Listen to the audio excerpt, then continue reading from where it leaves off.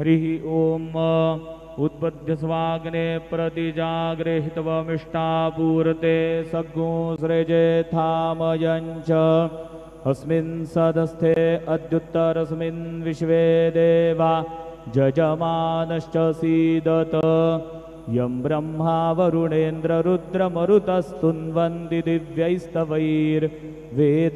साङ्गपदक्रमोपनिषदैर्गायन्ति यं सामगाः ध्यानावस्थिततद्गतेन मनसा पश्यन्ति यं योगिनो यस्यान्तन्न विदुःसुराः सुरगणा देवाय तस्मै नमः। गुरुर्ब्रह्मा गुरुर्विष्णु गुरुर्देवो महेश्वरः गुरुः साक्षात् परब्रह्म तस्मै श्री गुरवे नमः। सद्गुरु साईनाथ देवताभ्यो नमः।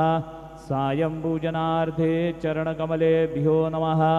चन्दनं समर्पयामि त्वाङ्गन्धर्वा अकडौ स्वामिन्द्रस्त्वां बृहस्पतिः त्वामुखदे सोमो राजा विद्वान्यक्ष्मादमुच्यत चन्दनं समर्पयामि चन्दनस्योपरि अक्षतां समर्पयामि कुलायिनी घृतवती पुरन्धिः स्योने सीदसदने पृथिव्याः अभितवारुद्रावसवो गृणन्त्विमा ब्रह्मपीभिः सौ भगायाश्विनाध्वर्जूषा दयतामिह त्वा हरिद्रादि सकलसौभाग्यमाङ्गलिकद्रव्याणि समर्पयामि। ऋतुकालोद्भवपुष्पं समर्पयामि।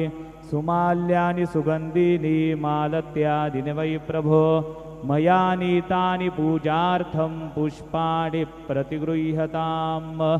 ऋतुकालोद्भवपुष्पाणि समर्पयामि। सायङ्काले नैवेद्यः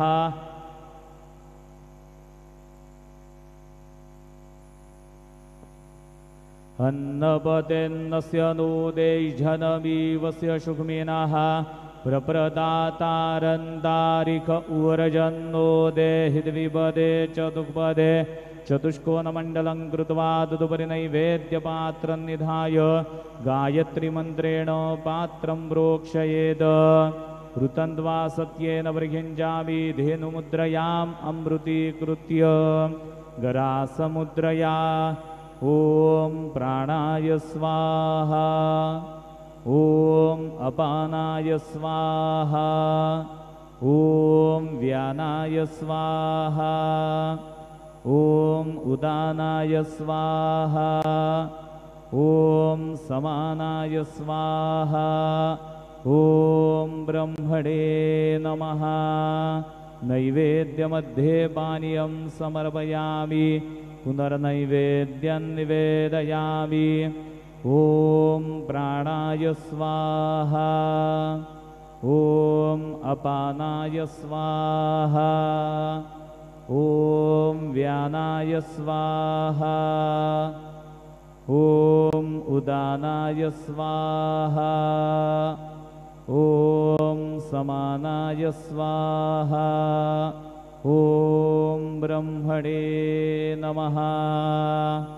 नैवेद्यं समर्पयामि। हस्तप्रक्षालनं समर्पयामि। मुखप्रक्षालनं समर्पयामि।